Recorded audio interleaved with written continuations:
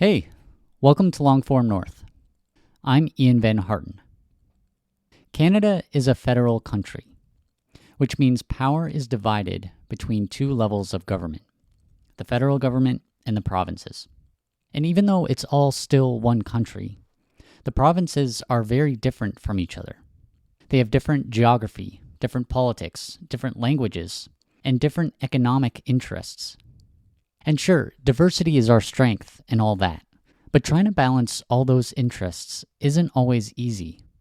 At least one province has tried to separate from Canada a couple times, and more attempts, perhaps from other provinces, may be on the way. So how do all these governments work together? And what, if anything, keeps Canada from falling apart?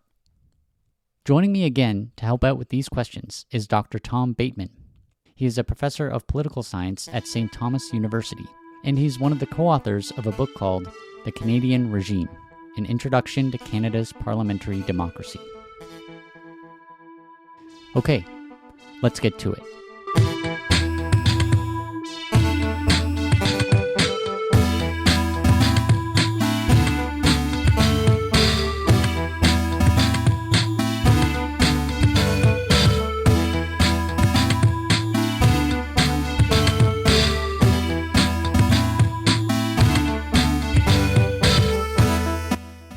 All right, Dr. Tom Bateman, it's good to be with you here again.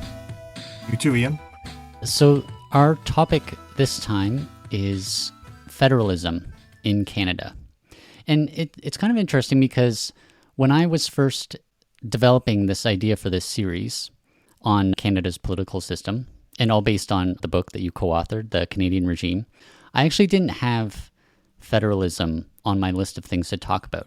But then as you and I were talking about the series, you had suggested that, federalism should be on the list. And not only that, but I think you said it's one, if not the most important thing to talk about when it comes to understanding Canada. So can you explain why is federalism important for understanding Canada? Federalism is cause and effect of the whole nature of the country, actually. And I think Canadians living in Canada are a little bit like fish swimming around in a fishbowl.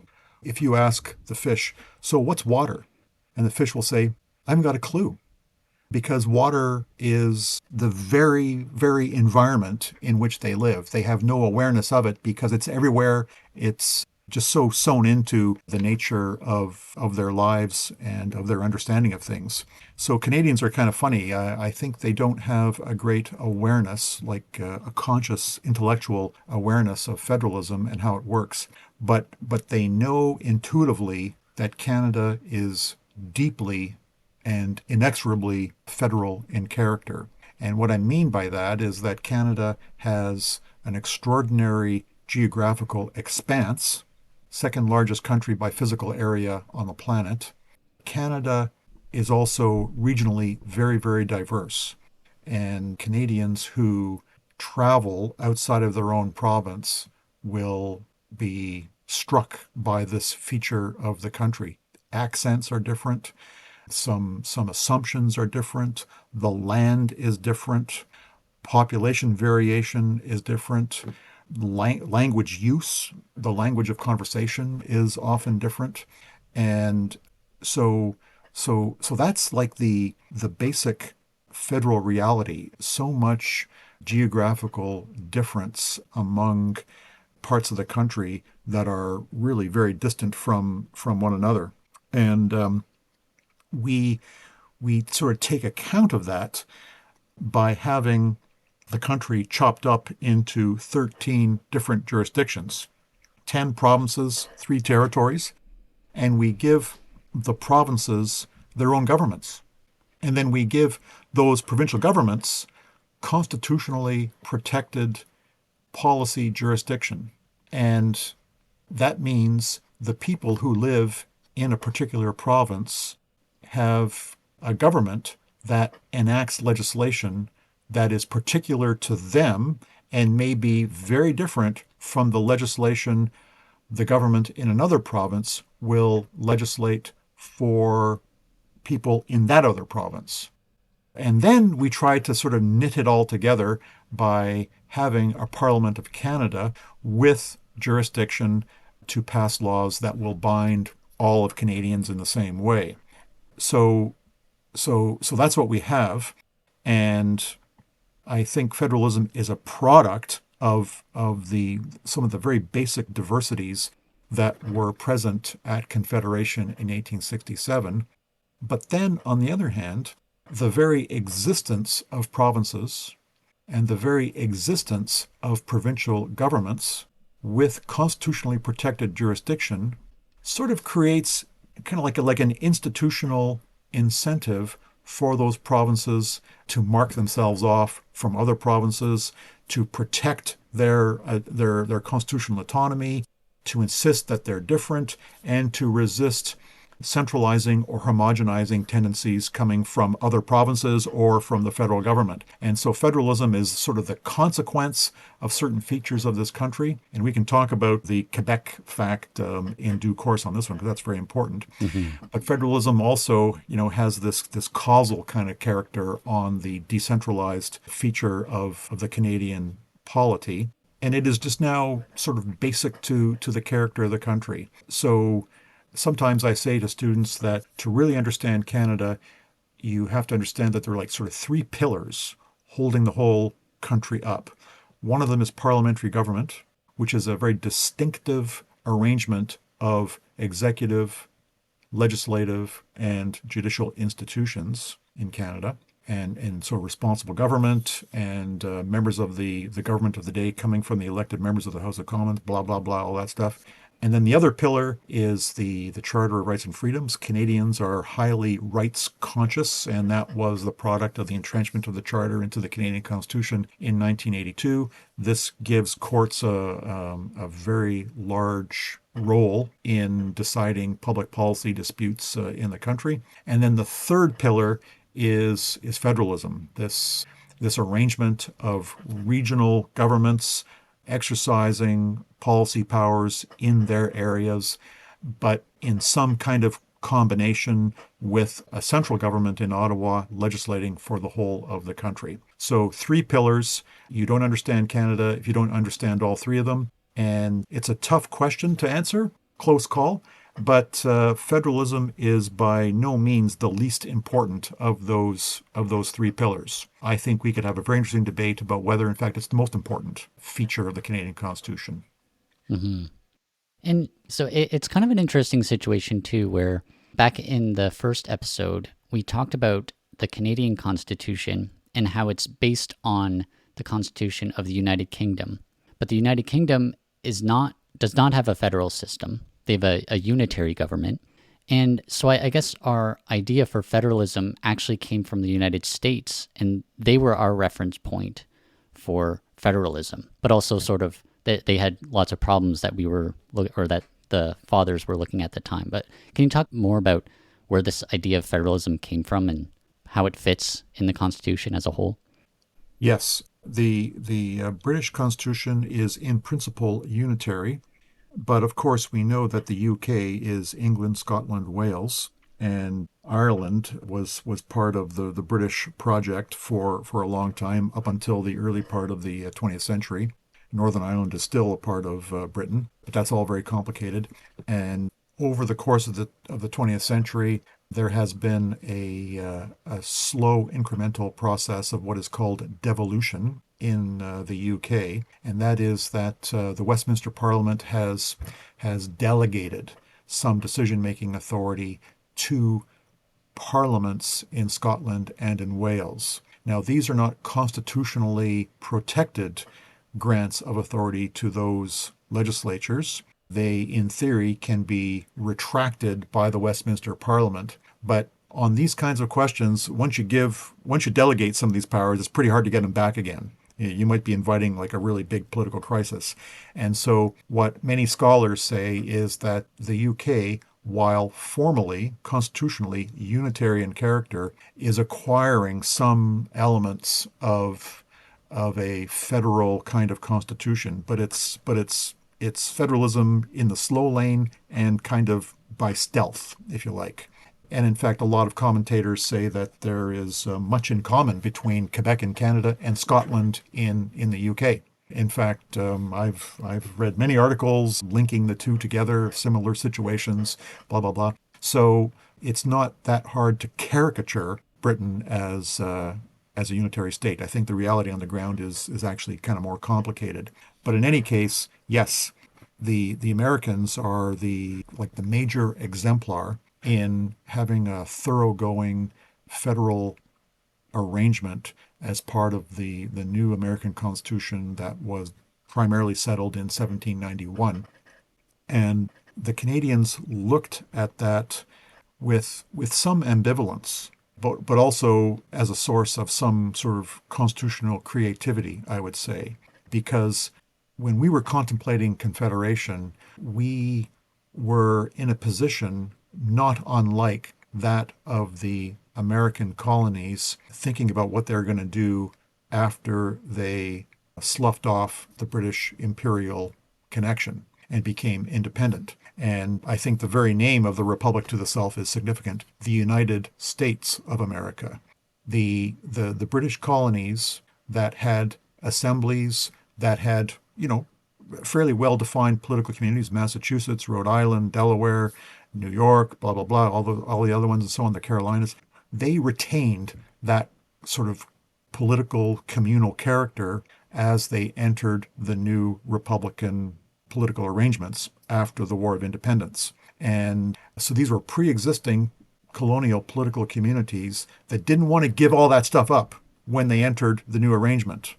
And they did retain their territorial and political integrity to a great extent in the Articles of Confederation initially, and those proved to be kind of unworkable and way too decentralized. The states had way too much power. There was not even a national currency, no national standing army, and it was just like too much of a treaty arrangement and not enough of a like an integrated political community. And that's what produced the creation of a new constitution in 1791, which would give much more power to the central government to sort of balance off the existing autonomy of the states. And in British North America, the situation was not dissimilar. We had the United Province of Canada, which was the outgrowth of the arrangements from the Constitution Act 1791, which created Lower Canada and Upper Canada. Then in 1840, Lower Canada and Upper Canada sort of were brought together as the United Province of Canada with one legislative assembly, but each part equally represented in the assembly. And in a lot of ways, the old Upper and Lower Canada retained their political communal integrity. They were called Canada East and Canada West, but basically it was the same political communities. And in fact, we know that the United Province of Canada from 1840 to 1867 really didn't work very well, and that it did not actually bring these two communities together in any obvious way. And the sort of the failure of the United Province of Canada was one of the things that spurred the consideration of a larger confederation arrangement that we actually got in 1867. And in the meantime, the provinces of Atlantic Canada were crown colonies, but they had their own legislatures and they had their own ways of doing things. They had their own currencies, for heaven's sakes. And even when they became provinces and when automobiles came into use, like not only were the laws different in the provinces, but like they even drove on different sides of the road and all that kind of stuff. Like it was like super decentralized. And only over time they said, okay, I guess we better like all decide that we're going to drive on the right hand side of the road. Otherwise, we're going to have problems when we go to interprovincial trips and so forth. So the point is, Confederation also was a union of pre-existing political communities that were unwilling to relinquish their particularities. And the obvious political solution to this dilemma is federalism, where the uniting parties get to retain their particularity, but they also give up some of it to a central government that will represent everybody, legislate for everybody, and create a larger, beneficial political community. And so that's what we attempted. And in that respect, I think the American example was instructive. But let me make one more point, and that is that there was a very important theoretical argument for federalism in the United States. And that is that many of the people coming together to think about a new American Constitution were very concerned that the new American Republic should not fall down into the same pattern of the regime they had just left, namely overwhelming executive power dictating public policy to the North American political community from the top down. The Americans were very democratic, and they wanted like strong assemblies, they wanted strong states, and they wanted a capable federal government, but not a federal government that's going to become overwhelmingly powerful and may stifle actually the autonomy of the uniting states. So it's going to be the United States of America, not United States of America, you know. And so Washington was to be kept on a leash, and federalism was one of the mechanisms to keep Washington on a leash, keep it controlled, retain lots of power in the hands of the states. The states get to have their own militias, just in case a standing army dictated by Washington would wish to mobilize to crush the states. Like, that's what the Second Amendment is all about. It's not about having handguns and being able to shoot people up at a restaurant. No, it's about a standing militia in the states to defend the states against an overweening federal government. That's the meaning of the Second Amendment. And that all bespeaks an interest in federalism in the United States as a way to control power. In Canada, that argument really didn't resonate very well. We had a different argument for federalism, and that was to recognize and accommodate the extraordinary cultural, linguistic, and religious diversity in these British North American colonies. And here, the critical decision to make Canada federal was pretty much dictated by Quebec.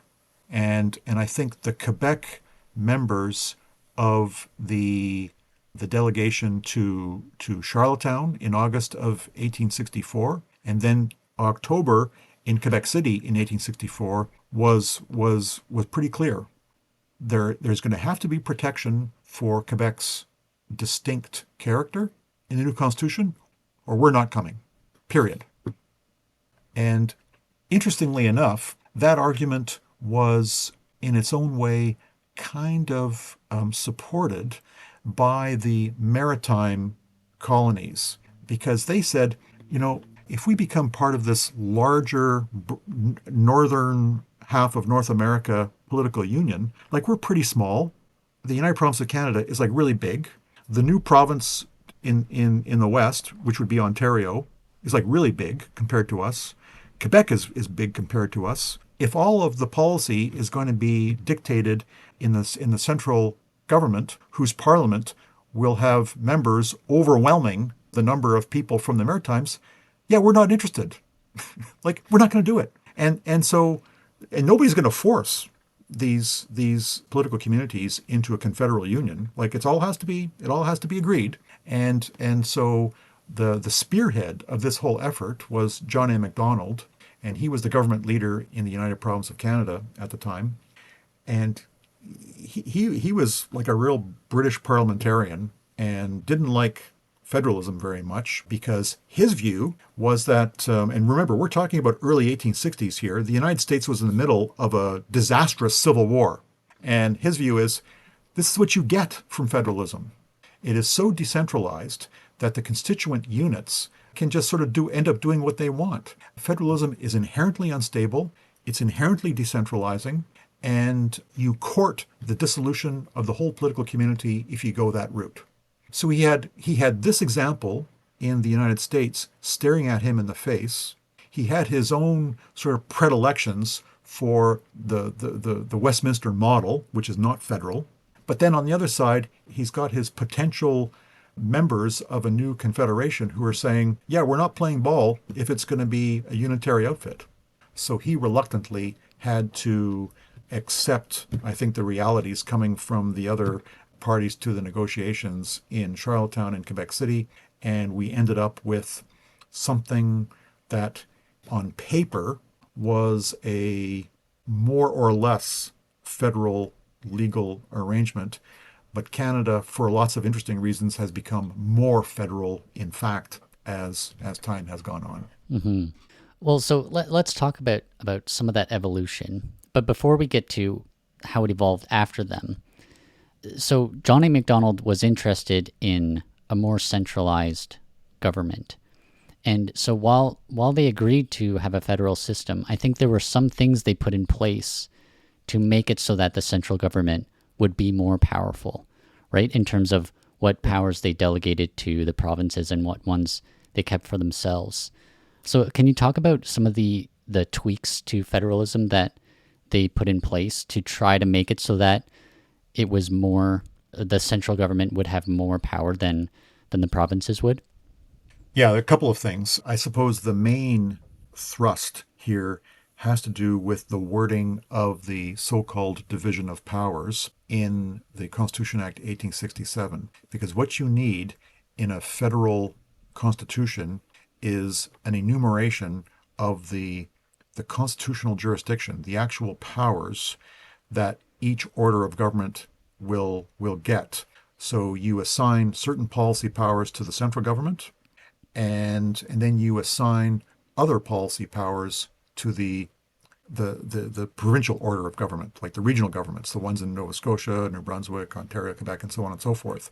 And this is like a really difficult, consequential enterprise to actually sit down and get out some paper and write down all the things that government does.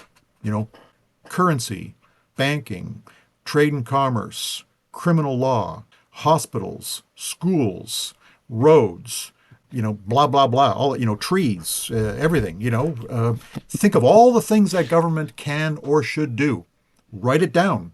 And then step two, decide which order of government is going to be responsible for each item on that list. That's basically the drafting exercise for a federal constitution. And I think what we can say with some safety is that the drafting of the division of powers in sections 92 to 95 of the Constitution Act 1867 was done to give the big things to the feds and just like the little things to the provinces. And so we have public debt and property, regulation of trade and commerce, the raising of money by any mode or system of taxation given to Parliament, given to the federal government, which means, like, if the federal government can think of any way to raise money, it has the constitutional capacity to do so. Okay? And they've been pretty imaginative on that point.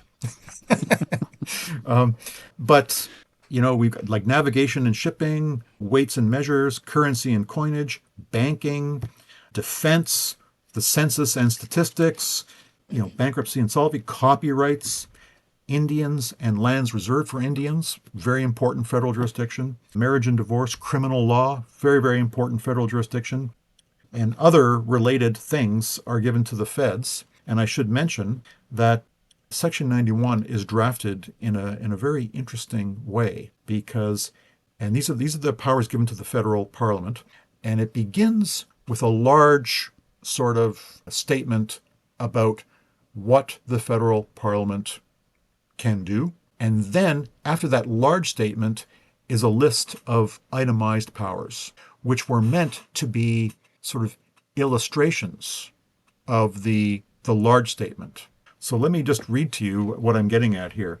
At the beginning of Section 91 says, "It shall be lawful for the Queen, by and with the consent, advice and consent of the Senate and House of Commons, to make laws for the peace, order, and good government of Canada."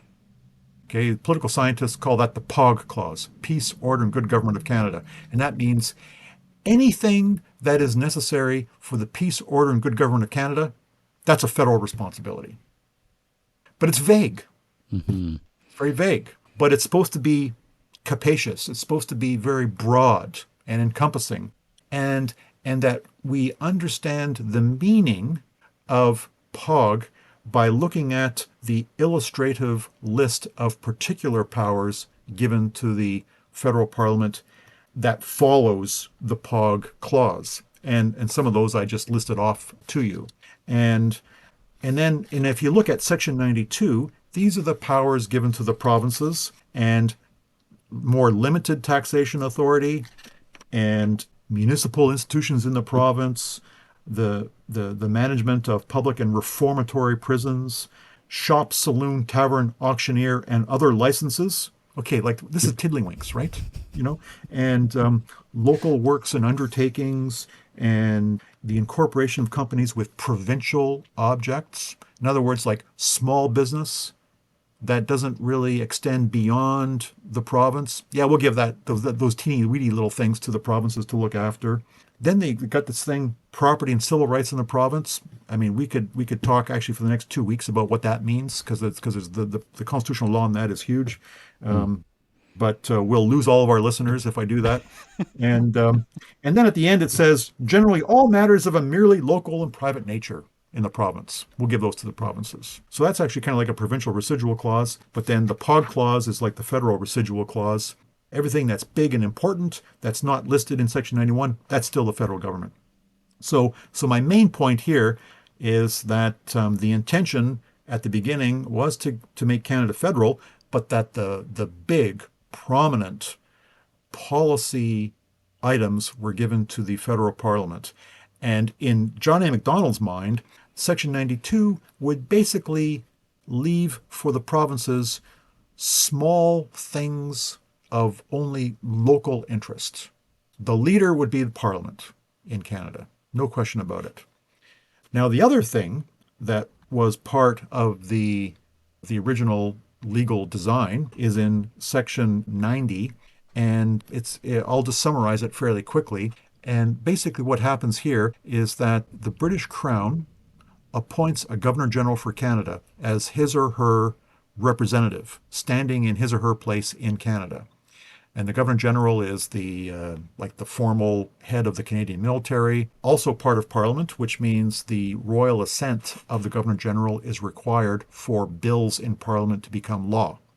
And okay, and also there's a bit of a kind of a prerogative power regarding prorogation of Parliament, dissolution of Parliament, the appointment of a prime minister. These are usually ceremonial tasks of the Governor General, but sometimes they become like politically quite salient, depending on the issues.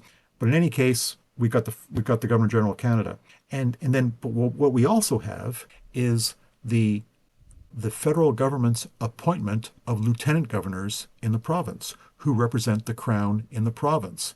But the design in the Constitution Act 1867 was for lieutenant governors to be sort of like agents of the federal government in the provinces, kind of like envoys in a way, like sort of federally appointed caretakers to make sure the provinces don't do stupid things.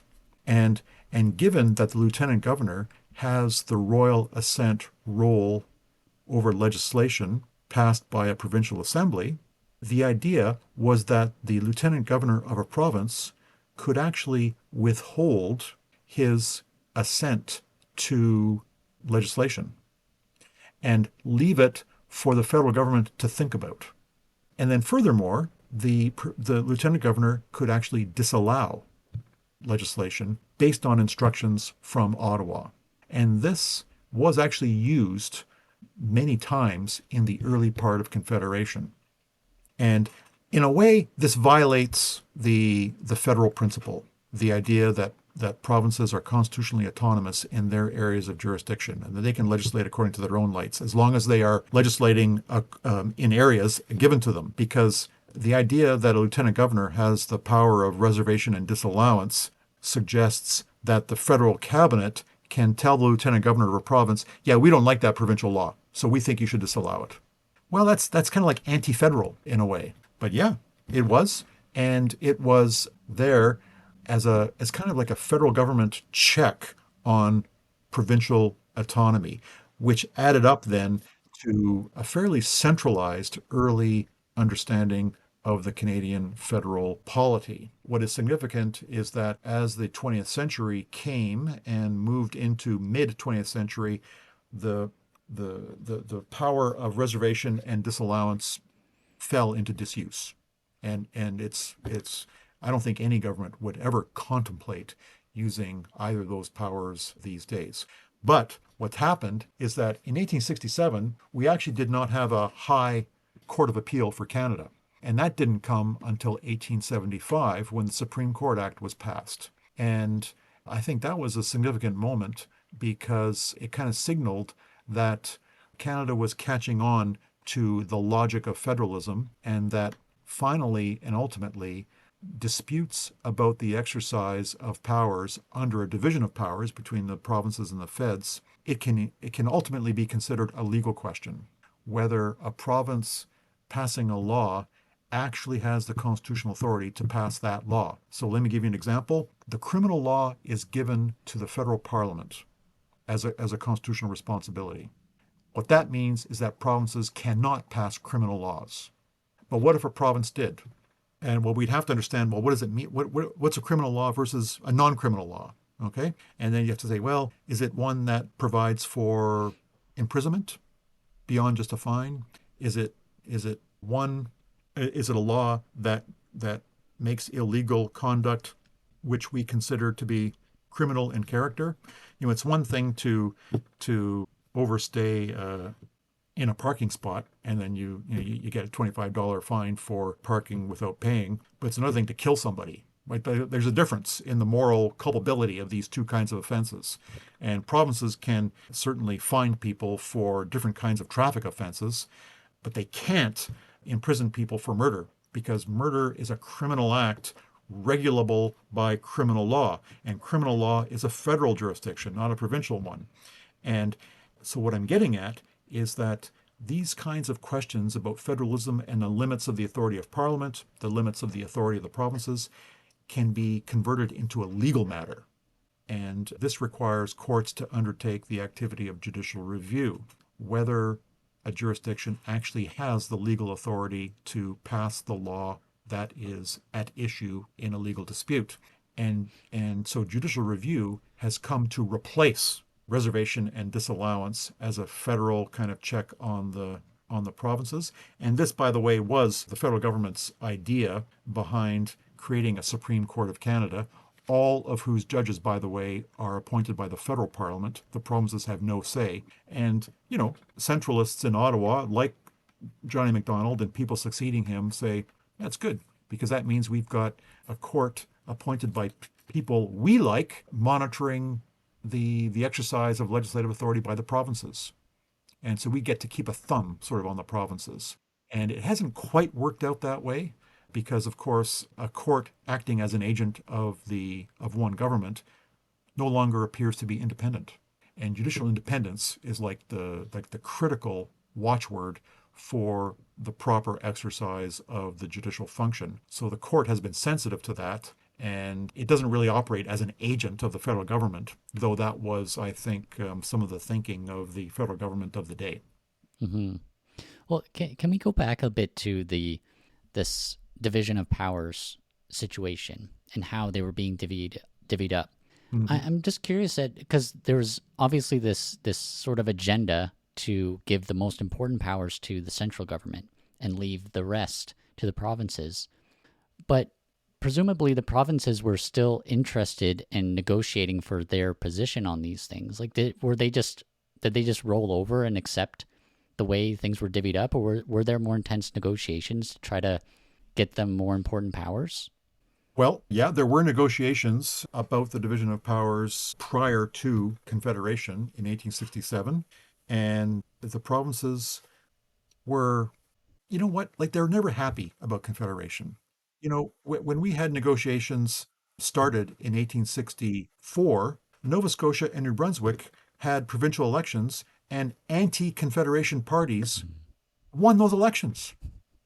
You know, and in New Brunswick's case, the anti-Confederation party was a bit of an incompetent train wreck, and so didn't last very long. And then another party came back in, which was sort of more acquiescent about Confederation. And by the way, one of the big things that got the New Brunswickers to come on side was not the division of powers, but the promise of federal monies flowing into the province after Confederation, and New Brunswick's debts being picked up by the feds and so on and so forth. So they sort of dangled dollar bills in front of us, and we jumped.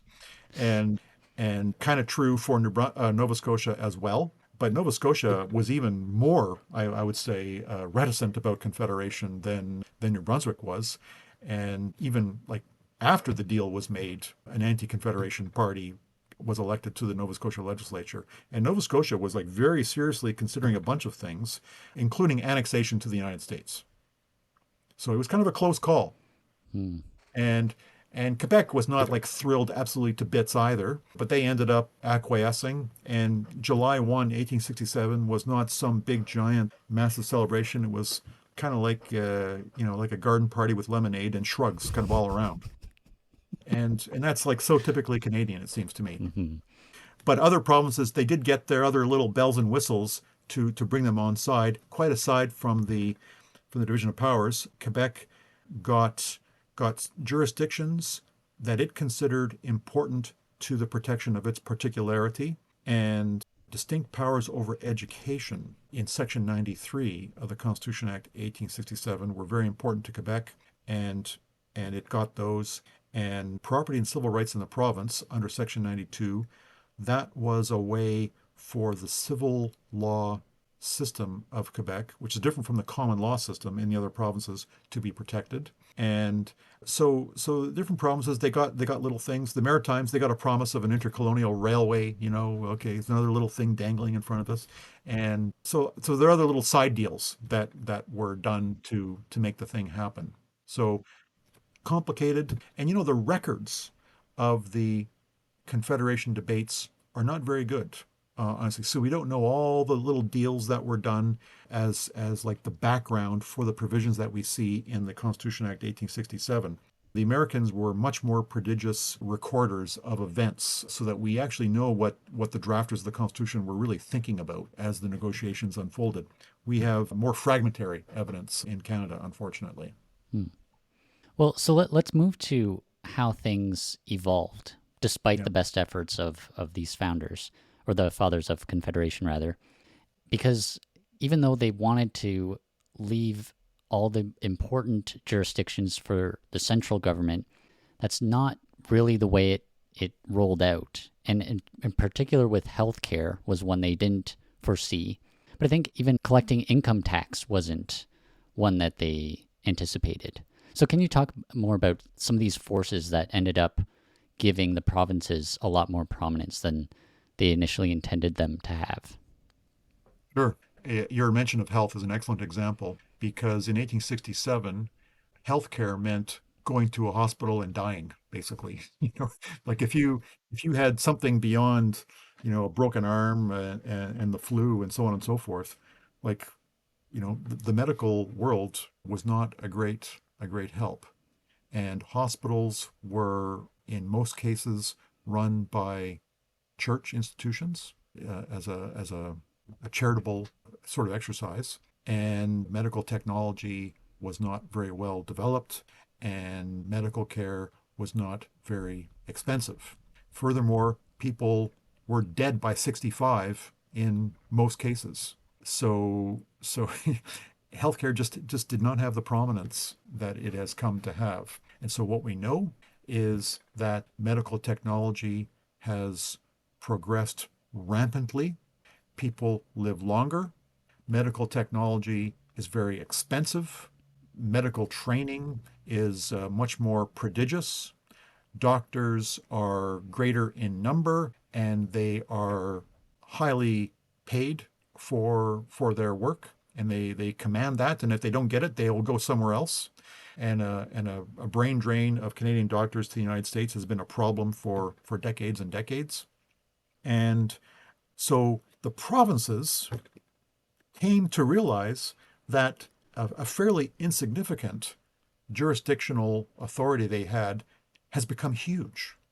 It's become very prominent, very challenging, extremely expensive, but extremely important to their residents, because everybody gets sick and everybody is born. And that almost always happens in a hospital.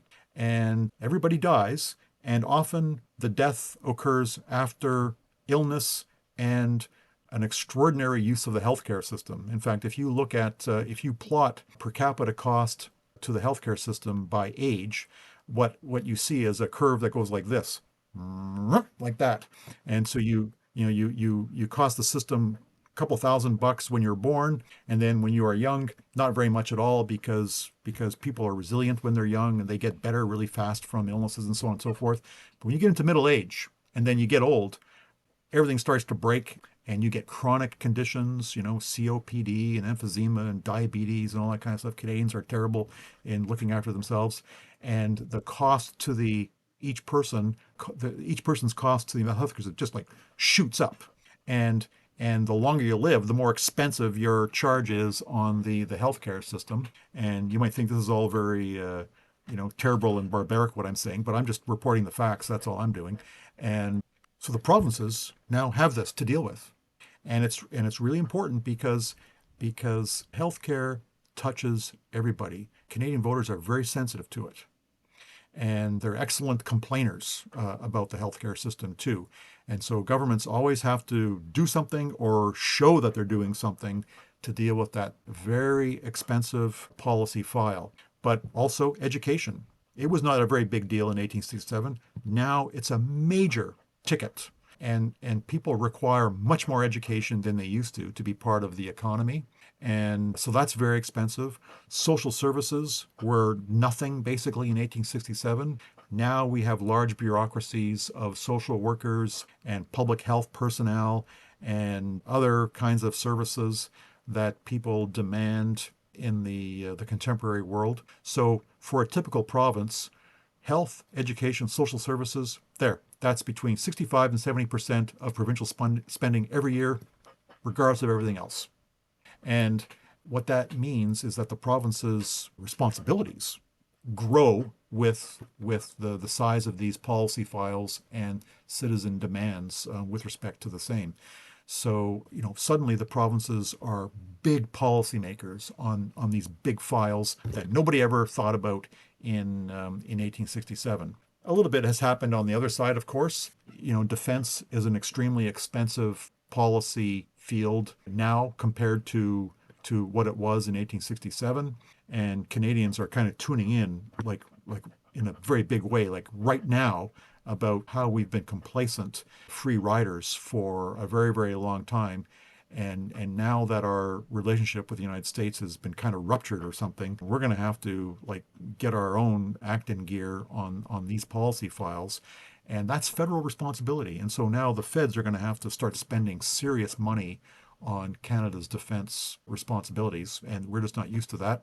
But aeronautics, there were no airplanes in 1867. Nobody thought of these things, of course. And so only in the 1930s, when commercial air traffic started to become a matter of some concern, did we begin to think, okay, so like, is that a federal or provincial responsibility? And the Judicial Committee of the Privy Council in Britain said, no, it's federal. It's federal. And that's because it's a matter of inherent national concern beyond the capacity of any province to regulate. We wouldn't want to have different air regulations in Canada by province, for all the obvious reasons. So make that national. So the feds have their responsibilities too, and the provinces have theirs. But I would say, in terms of cost, in terms of prominence, in terms of salience for citizens and so forth, the provincial ones have been really quite significant, and they've really kind of upended the division of powers. And the I guess the punchline to this then is to compare the cost to the provinces of these growing policy responsibilities in relation to their capacity to raise the money to finance them. Because as I said earlier, the federal parliament has unlimited taxation power. The provinces have much more limited taxation power, and that has forced some changes in federal arrangements as well. Mm-hmm. And yeah, we'll get to the influence of who's handing the money out a bit later too. But I want to just pick up on just the way. So it kind of started. They wanted it to be more centralized, and then the way it evolved with the growing influence of health and education and other things to be more decentralized, or the provinces kind of had more independence or more prominence. But there's been sort of a swinging back and forth between those two throughout our history, and different factors coming into play, like global events. World wars kind of had a more centralizing force, but then other times it becomes more decentralized. And we've kind of flowed back and forth. And even prime ministers' individual philosophies and thinking around this has an influence. So can you just talk about a bit about how that swinging back and forth and the different forces that influence that? Yeah, you've described the dynamic, I think, quite well. And I suppose what never really went away was the idea among provincial political elites that you know this province is important and it's ours and we want to protect it and we don't want outsiders to dictate to us how we should live our lives. So when the federal government would want to assert itself, the provincial governments they came to react pretty immediately and strongly to resist those federal incursions. And I think of a late 19th century Premier of Ontario, Oliver Mowat, who not only was the Premier of Ontario, but he was a constitutional lawyer and also argued cases directly before the Supreme Court of Canada and the Judicial Committee of the Privy Council, which until 1949 was a British sort of court of appeal with jurisdiction over Canadian law, actually. And Mowat was he was a provincialist. He was an Ontario province builder, and when he considered that federal initiatives were encroaching upon provincial jurisdiction, he was a premier, but he argued the cases himself before the courts, and won, quite a bit. And so some political science scholars, refer to this as a dynamic of province building. The idea that the very existence of provinces and provincial governments creates an incentive for those provincial governments to protect their status and to augment it, to aggrandize. And why is that? Because institutions are kind of like organisms. Plants grow; they want to grow, and weeds are tenacious things. Like they'll find a way to survive in cracks and corners and whatever it happens to be. And provincial governments are kind of like this too. Like they'll find a way to grow. Provincial governments don't like to fire employees. You know, they don't like to give up jurisdiction. They don't want to surrender autonomy. Canada does not want to fold into the United States. Canada does not want to refuse to exist, and or the alternative. And interest groups don't like to fold up. Businesses don't like to fail. It's like there's like this growth imperative in any kind of human organization, it seems to me. So provincial governments kind of act this way as well. But there have been times when the challenges to Canada have been sort of universal, national in scope. Wartime, as you say, has been an extremely important example. And on these occasions, the federal government has really stepped into a leadership position. And under legislation like the War Measures Act, for example, passed in 1917 to muster a very fulsome Canadian response to World War I, the War Measures Act gave the federal cabinet extraordinary power over the economy and of civil liberties for the duration of an emergency. And it was used, in the two world wars. And of course, you may know that it was used in the FLQ crisis in October of 1970 to deal with separatist sort of terrorist activity, which did kind of look for a while like it was going to topple the government of the province of Quebec. So we have those periods of extraordinary assertion of federal government power. But even in peacetime, the North American policy environment really changed after the Second World War. And for interesting reasons, governments across the developed democracies decided that governments would play a much more assertive role in the economic lives of their countries and of the welfare of their citizens. And so governments began to formulate policies to protect their people from what we could call the contingencies of life, unemployment, illness, old age. And you can't be protected from old age, but you can be protected from some of the consequences of old age, which is you're no longer working and you may court poverty. And so what we saw in the late 1940s into the 1960s was the growth of the welfare state, unemployment insurance, Canada Pension Plan, a flowering of other policies to stabilize the economy and give security of employment to workers, and so on and so forth. And these were initiated mainly by the federal government in Canada. And on pretty much every occasion, the federal government had the agreement or at least the acquiescence of the provinces. And that's because these things were very popular for Canadians. And a provincial government that would stand against the feds would court being very unpopular with its own residents, its own voters. So the federal government really took a lead on some of these things. And what's interesting, sometimes we got formal amendments to the Canadian Constitution. That was true with unemployment insurance. It was true with Canada Pension Plan. But interestingly, the particular interests of Quebec usually asserted themselves.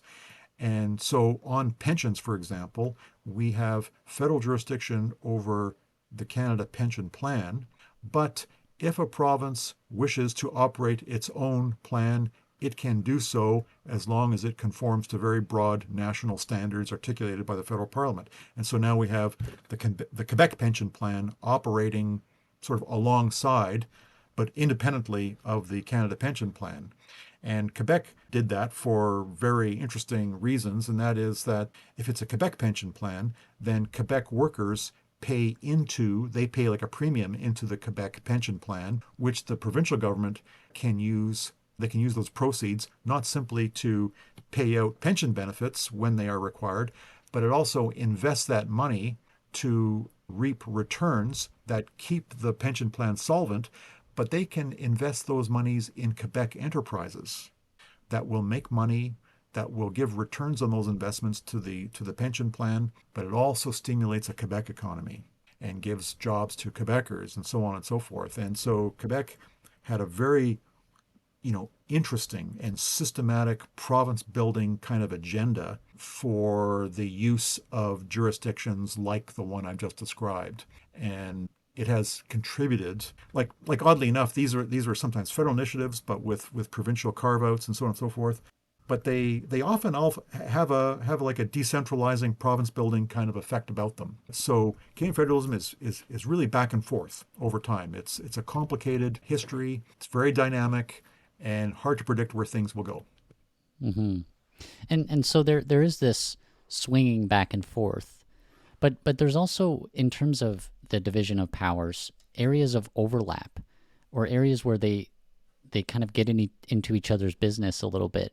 And one example that comes to mind is with natural resources and energy, which I believe is a provincial jurisdiction, but the federal government has on its agenda to address climate change, which has implications for how we use natural resources and how we develop energy.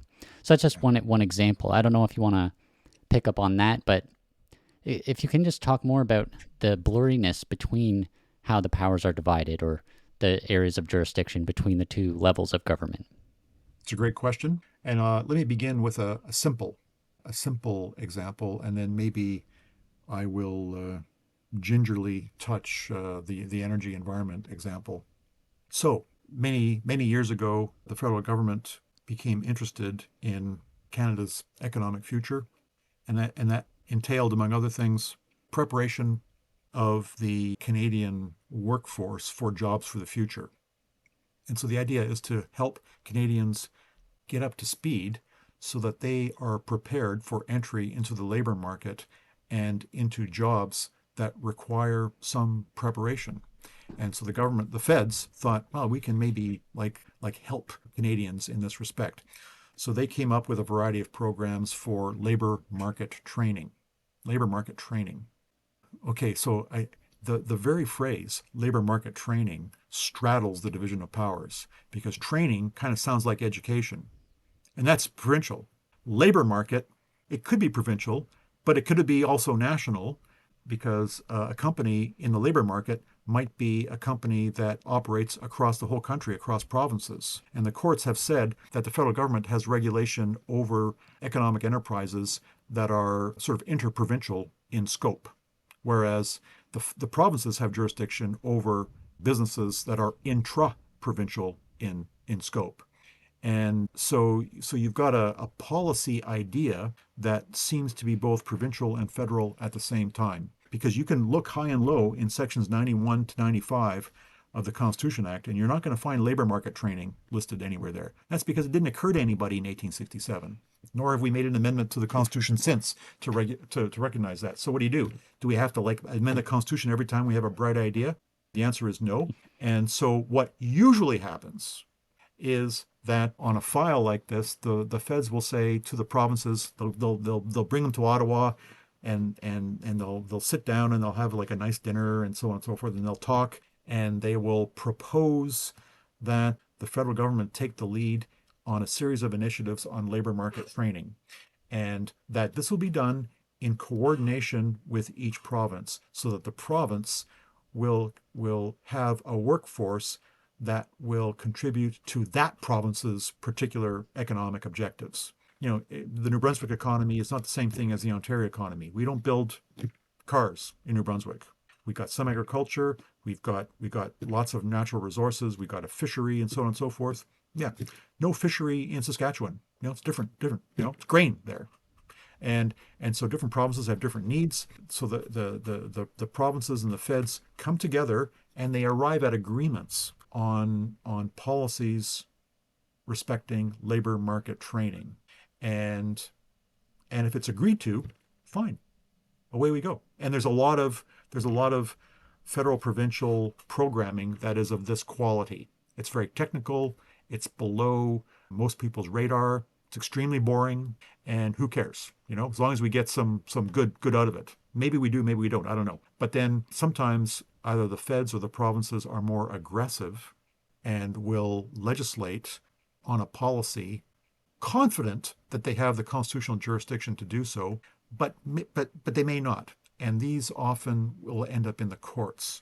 And the courts will have to decide whether a certain order of government actually does have the jurisdiction to legislate in that field or it doesn't. So this is legal conflict. There's a winner and a loser sometimes, and the feds just have to sort of move on depending on the result. But the reason why we have litigation is, as you say, because the division of powers is simply not clear.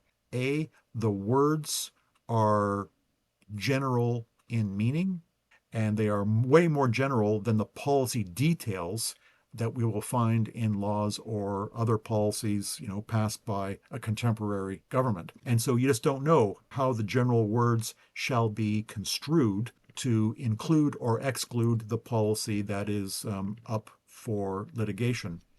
And then the other thing is that aside from the words, we've got policy fields that simply didn't exist when the division of powers was formulated in 1867. So planes, nuclear energy, genetic testing, reproductive technologies. Like nobody thought about any of this kind of stuff in 1867, but we have it. So into what slot do we put it, right? These are hard interpretive questions.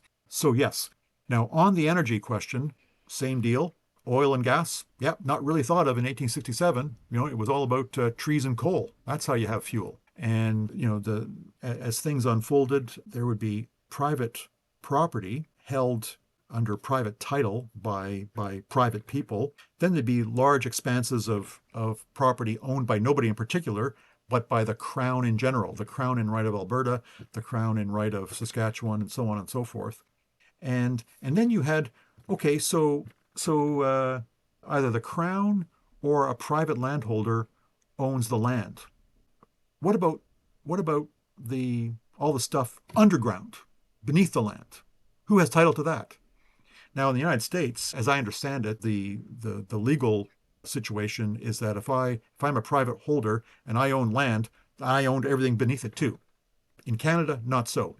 The Crown owns the stuff beneath, even though I own the surface. So the provincial governments have have a lot of control over the stuff underneath. But, what about trade and commerce, which is a jurisdiction given to the feds? And what about the federal government's unlimited taxation authority under Section 91(3)?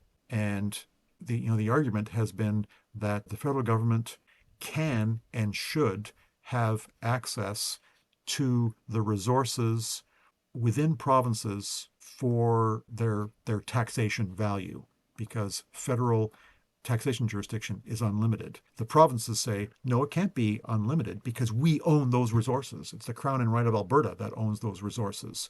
And ownership implies taxation capacity too. And so through the 1960s and 70s, especially the 70s, the feds and the provinces, and I mainly mean by this the western provinces and the federal government, were at legal war over what jurisdiction had what kind of policy control over what kinds of resources, renewable and non-renewable. And it was a big fight, super complicated court rulings. And while all those court fights were underway, the Prime Minister of the day, Pierre Trudeau, decides he would like to patriate and amend the Canadian Constitution. And this just made the Western premiers' heads explode because they thought, well, wait a minute. Like, we haven't even agreed on any of this stuff, and you want to patriate the Constitution? And what? Like, stick in some provisions that declare federal ownership of all this stuff? Like, forget it, you know? And it became like a really big deal, and leading to all kinds of other political and legal fights. And to make a very long story short, what emanated from the 1980 to 82 patriation process was new language affirming provincial ownership of resources in the province, as well as a clarification of some provincial tax jurisdiction over those resources. And that's in the new Section 92A of the Constitution Act 1867. And that significantly calmed the waters over jurisdiction over non-renewable resources and the sort of like the division of authority between the provinces and the feds over that kind of stuff. But then you mentioned a new problem, and that is the need to implement policy for environmental preservation and environmental sustainability. Environment is not in the Constitution Act. They didn't think of that in 1867. So it's like a new policy responsibility. And who gets it? Who is charged with legislating for environmental sustainability? And, it all depends, of course, because if you define environmental regulatory policy broadly, then you can say, yeah, I mean, like, everything's environmental. Education is environmental, health is environmental, energy, transportation, environmental. Everything's environmental. And of course, everything is environmental. But if that's your conclusion, then let's not have a division of powers, right? Because all you can say is, yeah, one jurisdiction does it all. And I think naturally the jurisdiction who would have it all would be the feds. And one of the big reasons for this is that environmental problems are usually sort of like transborder or universal in character. Think of air pollution. It comes out of a stack and the wind blows it wherever it wants to. And so if you have a province whose policies permit air pollution from the industries in that province, the air pollution doesn't stop at that provincial border. It carries on into other provinces. And the other provinces may quarrel with the pollution they are experiencing from the industry in the province next door. And the provincial government is permitting that industry to so pollute. So there's an inherently transborder sort of economic spillover kind of character to environmental problems. And it leads to the argument that provinces are not really set up for dealing with environmental problems, and that the federal government is in a much better position to do so because it's got jurisdiction over all the provinces in certain fields, and maybe it should be recognized as the one with environmental jurisdiction. That way it can deal with effluent from Alberta as it goes into Saskatchewan and Manitoba and Ontario. Okay, it's called the provincial incapacity argument, basically. Now, I do this with a little bit of trepidation, but I'll try and keep a recent controversy fairly simple to illustrate, how kind of complicated all this stuff gets. But I'm thinking of a piece of legislation introduced by the federal government under Justin Trudeau several years ago, the Greenhouse Gas Pollution Protection Act, GGPPA. This was a piece of legislation designed to reduce the emissions of carbon into the atmosphere. And the structure of the legislation is to say the following, that every province should impose regulations on provincial industries to require them to limit their emissions of CO2. And they will do so by means of a carbon tax. A tax will be levied on businesses and others in a way to garner bigger revenues for the province, bigger costs for the industry based on the amount of carbon dioxide that industry releases. And so every emitter will be taxed in proportion to the amount of CO2 it emits. And this is like a market-based kind of policy. The more you pollute, the more you pay.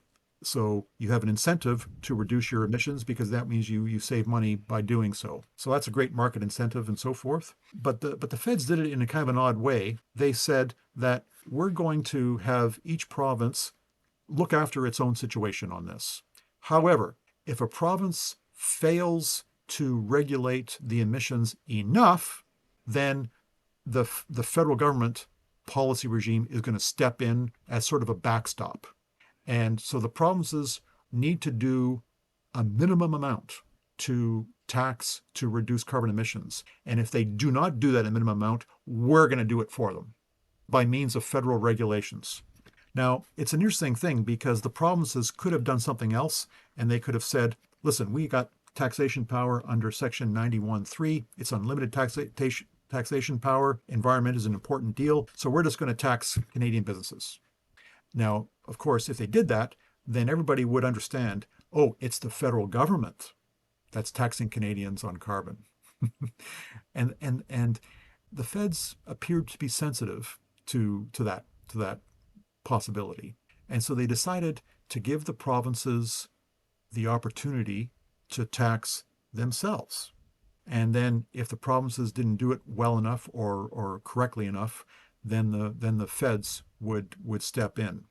And I think there's just a lot of politics behind that particular policy design because it makes it look like the feds are there to repair mistakes and irresponsibility on the part of the provinces, right? Oh, and then the other thing is that the federal regulations said that, yeah, we're not going to impose the carbon tax on special emitters in industries that are really, really important. Okay, so the Greenhouse Gas Pollution Protection Act had carve-outs for particular industries. So yeah, climate change, terrible, terrible, terrible. Carbon emissions, terrible, terrible, terrible. Oh, but economic growth, good, good, good. And so we're going to exempt certain businesses, even though carbon dioxide is an existential crisis for the planet and we're all going to die, and so on and so forth. Okay, so kind of like it's politics. It's the art of compromise. It's kind of messy and so forth, but that's what they did.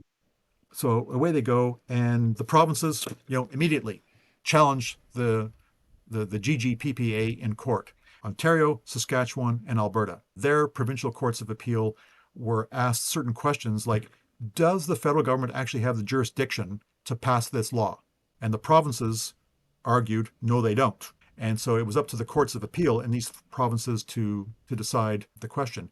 And the question became, like, under what head of power in Section 91 does the federal government have the jurisdiction to tax provincial businesses? Okay.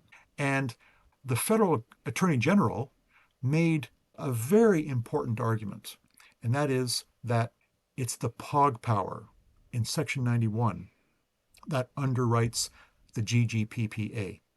And there's a branch of the POG power, and it's called the Inherent National Concern Branch, which means there are some problems, policy problems, that transcend the capacity of the provinces to deal with them effectively.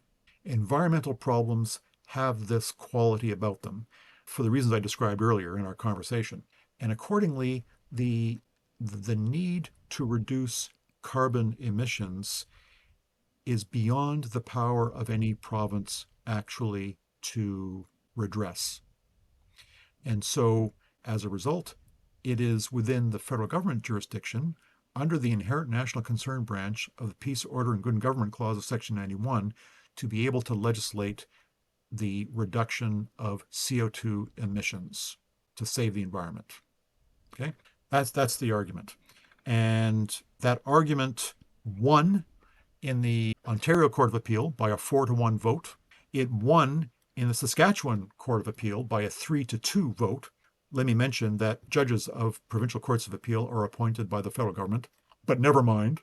And in Alberta, the argument lost by a 4-1 vote. This was basically an invitation for the Supreme Court of Canada to rule on the jurisdiction of the federal parliament to pass the Greenhouse Gas Pollution Protection Act. And a couple of years ago, the Supreme Court of Canada ruled 6-3 that the legislation was within the power of Parliament. So it upheld the constitutionality of it. And that was a 6-3 vote.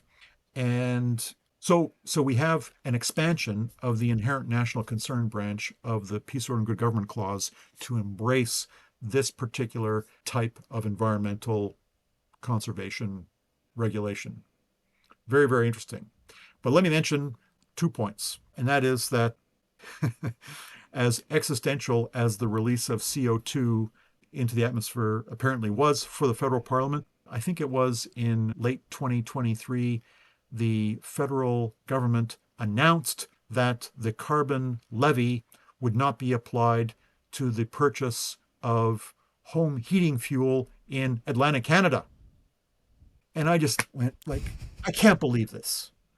I can't believe what they just said, because it undermines the whole argument for the GGPPA to begin with. We have to regulate the release of CO2 in the atmosphere. It's going to kill the planet. Oh, but Atlantic Canadians are okay. Oh, and they pick like one of the most polluting fuels to be exempt from the carbon levy. Like home heating fuel is next to coal, for heaven's sakes, in its emissions of CO2 into the atmosphere. And like you should be doubling the taxation on that and letting people off if they're using natural gas. You should be paying people to use solar to heat their homes. But instead they do the exact opposite. And I just think you guys are just unbelievable, because it undermines the exact arguments made for the GGPPA. But furthermore, the design of the policy was premised on provincial capacity, because the idea was that the provinces will be allowed to levy carbon taxes on their businesses, but if they don't do it to the level we want, then we're going to, as the federal government, we're going to do it ourselves. Well, you see, that whole design is premised on provincial capacity to regulate carbon, whereas the constitutional argument in court was that provincial incapacity to regulate carbon is what gives the feds the jurisdiction to pass it. So go figure. That's Canada. Okay. Well, another example that comes to my mind that illustrates a different aspect of how the lines get blurred and the division of powers isn't always clear is with housing. And I think before the threats from the U.S. about tariffs and annexation, housing was probably the biggest concern in Canada. Connected to immigration in a very interesting way, too. Yeah. Yes.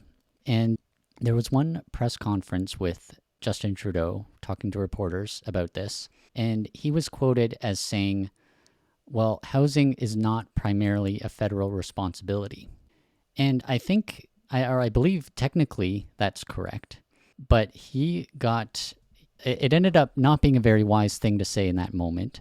And he got hammered for it by the opposition. And a lot of the public were really upset at him. But it illustrates something, another aspect, and we've kind of talked about this in other areas in previous episodes, but the force of public opinion and public perception in terms of influencing how all these things play out. Because it's tough for if you have the top job in Canada and there's the top issue in housing, and maybe it's not in your jurisdiction, but you just kind of point that out and, hey, that's not really my responsibility, that's not going to go over well. And also, and I mean, meanwhile, they also have, there's a housing minister, I believe, in cabinet, and they have, a fund for housing. But this is just kind of another blurry area of who's really responsible for this. Yeah, it's a great question. And a couple of things going on. You are absolutely correct that if we have a crisis or an emergency, then we're saying, like, okay, do something, oh, you're the prime minister, we'll do something. And that's like a very natural, I think, impulse by people. And that's because we're beset by the problem, but we know nothing about the technicalities of how the political system operates. However, I think Mr. Trudeau is a bit responsible for the problem you describe, and not just he, but lots of prime ministers, because okay, I'll set the stage here, and this is all concerned with the exercise of what's called the spending power.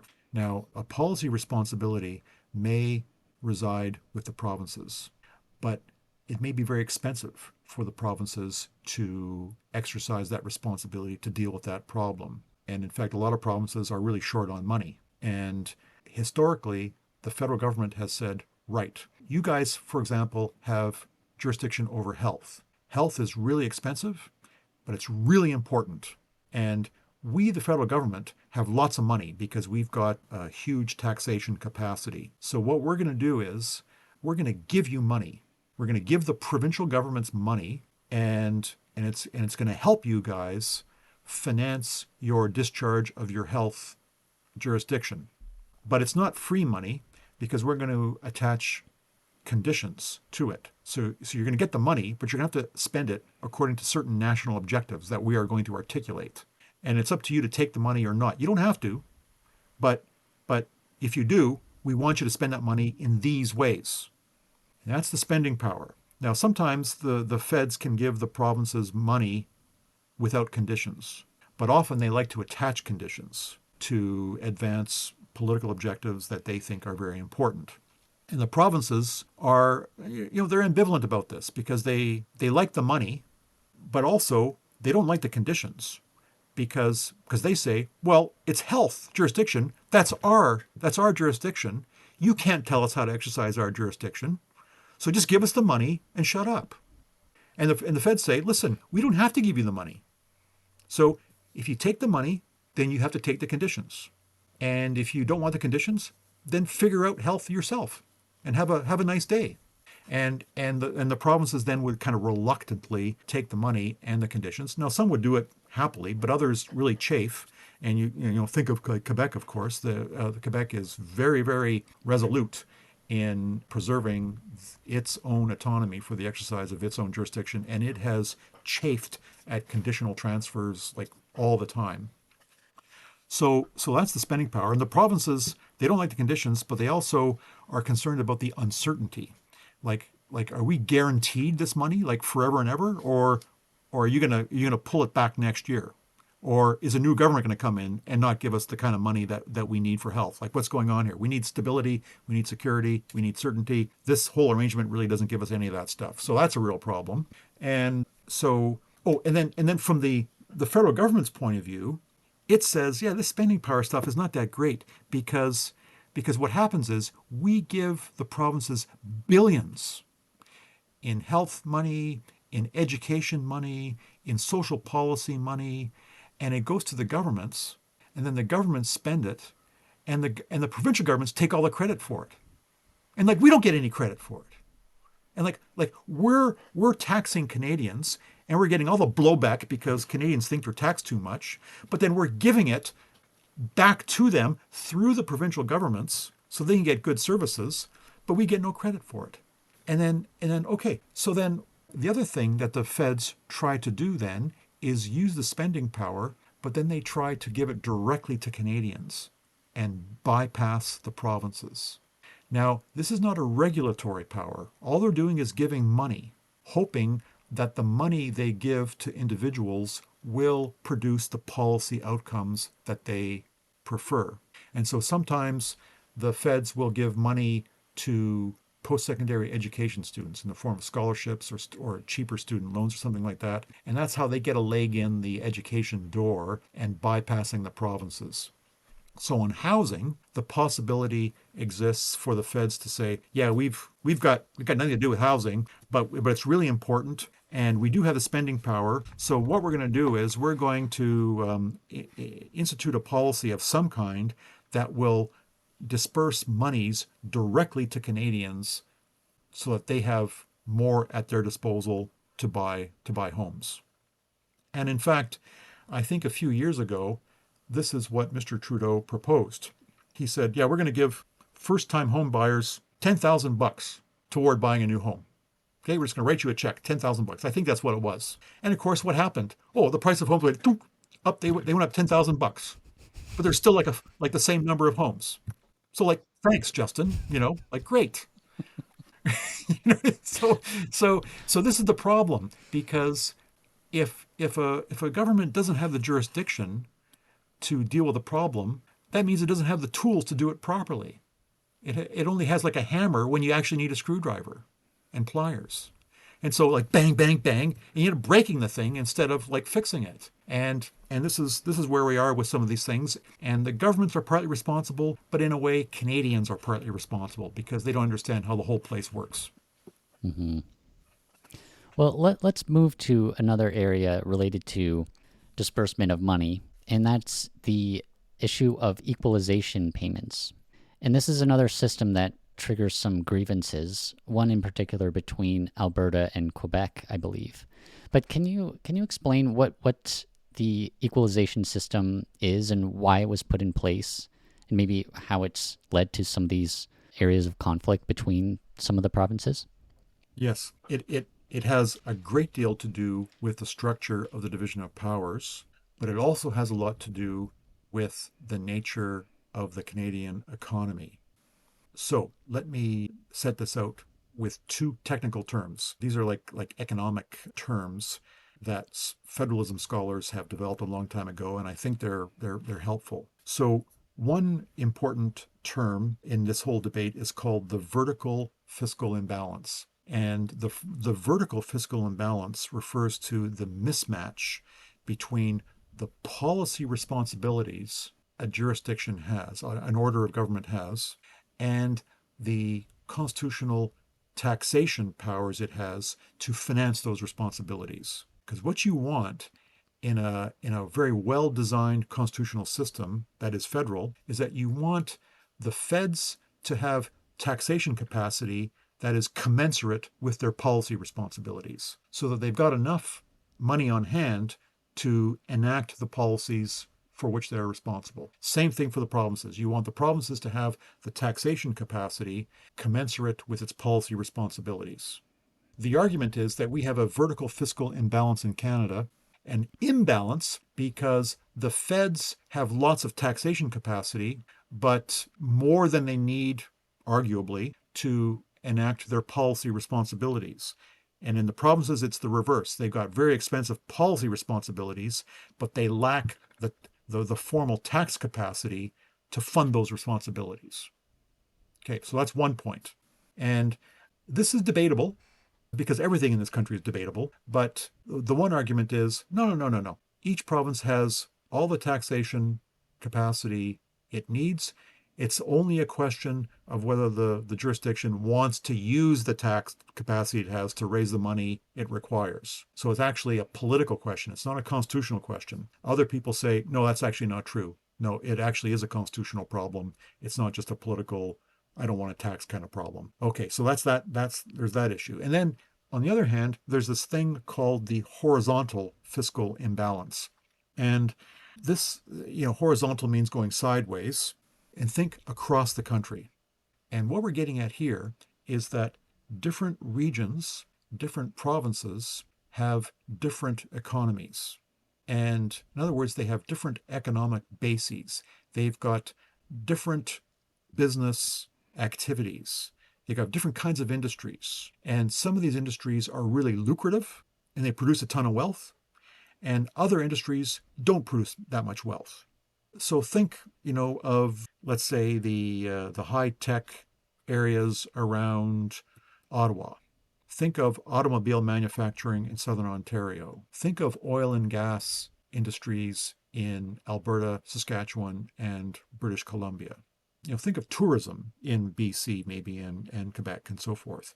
And then think of, like the fisheries and what, maple syrup in New Brunswick. Okay, I'm caricaturing, but but right, what you're getting from this is that grain economy in Saskatchewan, oil and gas in Alberta, tourism, lumber, fish, some oil and gas in British Columbia. You've got, fairly heavy industrial manufacturing base in Ontario, plus lots of natural resources, mining, rare earths, lumber, blah, blah, blah in Ontario. And then you've got some agriculture, you've got some energy, especially refining capacity in New Brunswick with the Irving Refinery in St. John. But you also have aquaculture and some mining, not that much in New Brunswick, and agriculture in Prince Edward Island, some aquaculture too, but that's, and tourism. Those are like the big three in PI. So you get my point. What all this means is that you've got different kinds of economies and you've got different levels of provincial wealth because some economies produce lots of revenue for provinces. Other economies do not produce that much revenue for the provinces. So you got poorer provinces and you got richer provinces. You got low per capita fiscal capacity in New Brunswick. You've got high per capita fiscal capacity in Alberta. And it's just because the economy there gives much more for the provincial government to tax. It could be the same tax in Alberta as in New Brunswick, but the Alberta government is going to get way more output, way more benefit from that tax than the imposition of the same in New Brunswick. And so you got poor provinces and you got rich provinces. You've got low levels of public services in some provinces, high levels of public services in other provinces. And that's a function of the fiscal capacity of the governments in the various provinces, the various economies. Okay, so you put the vertical fiscal imbalance together with the horizontal fiscal imbalance, and it's a real puzzle. In 1957, we sort of formalized our approach to all of this in the country, and the federal government came up with an equalization program. And what it did was it calculated the per capita fiscal capacity of each province. And when you do that calculation, you see that the per capita fiscal capacity of some provinces is really low. Think of the maritime provinces, traditionally quite poor. And then in other provinces, especially Ontario, but also BC and Alberta, very, very high. And then the other provinces would be sort of in the middle. And then the federal government would say, right, what we're going to do is we're going to calculate a national average provincial fiscal per capita fiscal capacity. We're going to draw a line at what we think is the national average amount of tax revenue per person a province can get if it taxes at a certain sort of level all across the board. And then what we're going to do then is we're going to make a payment to those provinces whose fiscal capacity falls below that national average. And the payment we make annually to that province will make up the gap between its actual provincial capacity and the national average that we've calculated. And so the equalization payment will be designed to bring the poor provinces up to that standard. And other provinces may be only a little bit below. So then we'll bring that one up that much. Another province might be right on the line. It gets zero money. Then there'll be other provinces whose per capita fiscal capacity is above the national average. That province will get no payments. But the key here, I suppose, is that the federal government is making these payments to the so-called have-not provinces based on federal tax revenues. Sales taxes, excise taxes, and income taxes, which means all Canadians are paying federal income taxes. And so everybody's paying income taxes to the federal government, and it's the the funds from those taxes that are then redistributed to some provinces based on their below average per capita provincial fiscal capacity. Okay? So the key point is that it's actually not Alberta, Ontario, and British Columbia writing checks to New Brunswick and Quebec and Nova Scotia. No, it all gets filtered through the federal government. And New Brunswickers are paying taxes, federal taxes too. It's just that they get some back in the form of equalization because it's a poor province. Now, it's worked like fairly well, I think, all things considered, but some provinces, and especially Alberta, because it is the one that has never received equalization, because it has always had provincial per capita fiscal capacity above the national average. And and it's true that Alberta taxpayers, because they are wealthier and they make more money at these lucrative jobs than other Canadians, they do pay more income taxes to the federal government than a New Brunswicker would. That's true. And so what the Alberta government has been doing now for several years is that it's been calculating its net contribution to federal government revenues. And I say net because what it does is it looks at all the money that Albertans send to the federal government in taxes, and then it looks at all the programming and stuff and all the money that comes from the feds back to Alberta in the form of like health transfers, social service transfers, and whatever else it happens to be. And it notices there's a big gap. Alberta's paying more into Confederation, as it says, than it's getting out. New Brunswick, if it did the same calculation, it would realize that it's getting way more from Confederation than it's putting in. And Alberta just goes ballistic at these comparisons because they say, yeah, we're holding this whole place up. Like you guys are a bunch of, step dancing welfare bums, and we're like, we're paying for the whole welfare here. What's going on? Come on, you guys, get working for a change. Da, da, da, da, da. And so that's the tension. This kind of this imbalance, which chronically leads to Alberta's net contribution. And I used to live in Alberta, and when you add to this long-standing fiscal grievance the fact that the federal government tried in October of 1980 to confiscate all kinds of Alberta natural resource revenues through the means of the National Energy Program, and when you add to that the fact that Alberta was created as a province in 1905 but did not get jurisdiction over its natural resources until 1930, and then when you add to that Alberta is like way out there in the west, and a good chunk of its early immigration came directly from the United States, not from Ontario, and when you add to that the Liberal Party of Canada has been in office approximately 66% of all the years of Confederation, and that the Liberal Party like almost never elects anybody from the province of Alberta.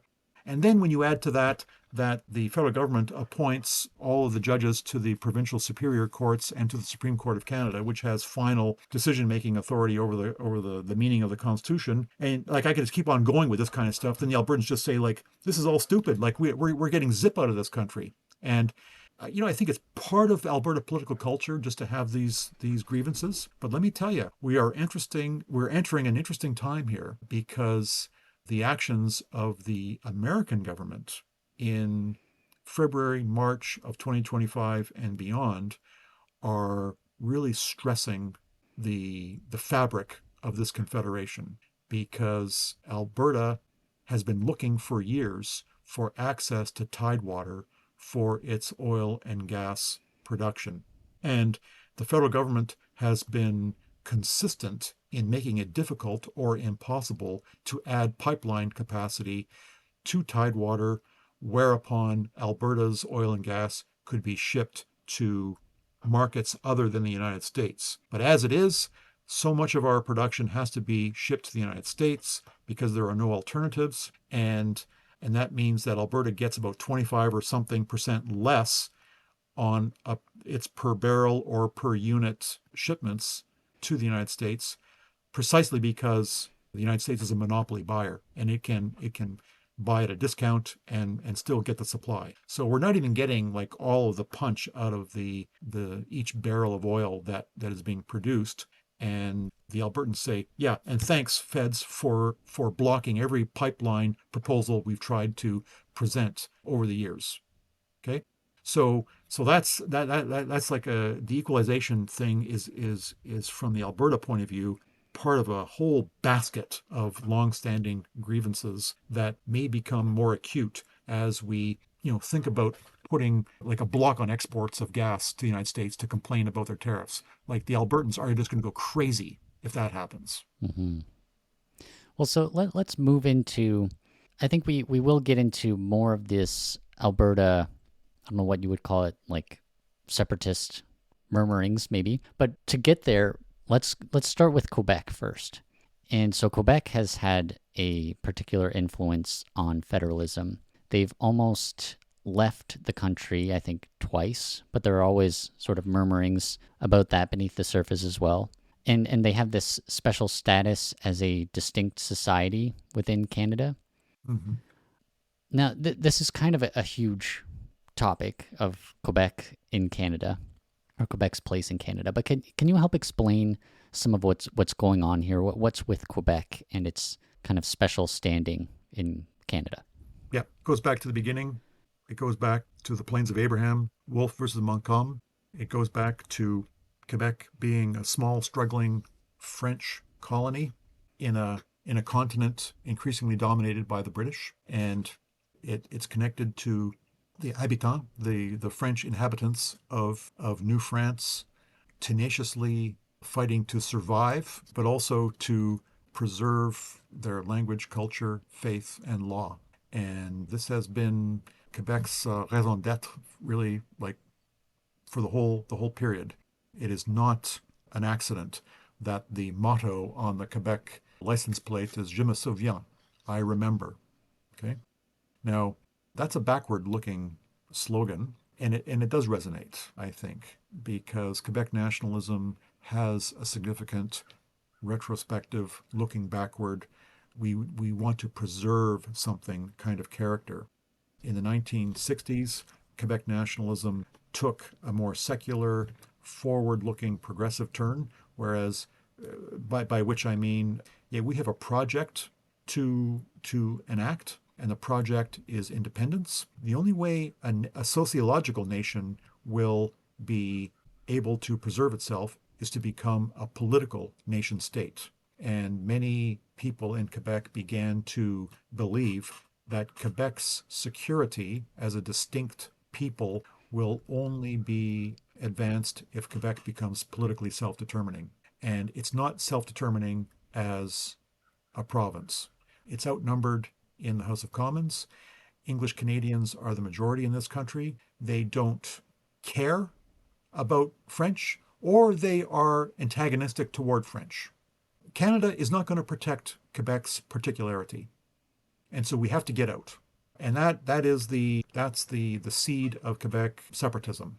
And separatism occasionally had a violent terrorist kind of expression, but it more generally has had a liberal democratic expression, which means we're going to leave, but we're going to leave sort of legally, properly, peacefully, and on as good a set of terms as possible. So that's it. Now, as I said earlier, Quebec is I think primarily responsible for Canada being a federal state.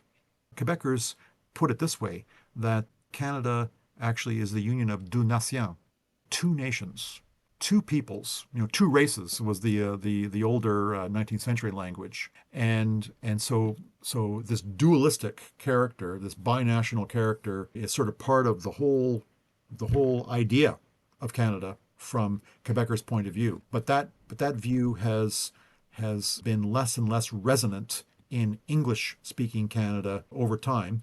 And it's partly because English speaking Canada is not even close to being an English half of the binational Canadian reality. English Canada is multicultural, thoroughly and completely multicultural, and we speak English, but we're not English anymore. And so multicultural sort of seems like the proper description of Canada, not bicultural, not binational, not dualistic.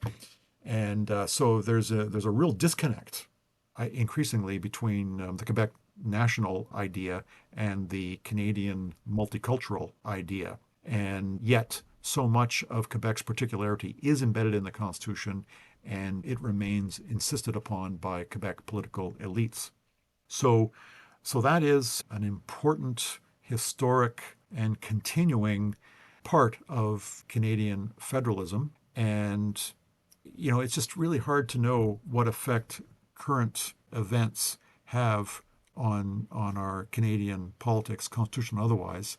But one of the Quebec nationalists' big arguments over the last 40, 50 years is that Quebecers can do okay without Canada.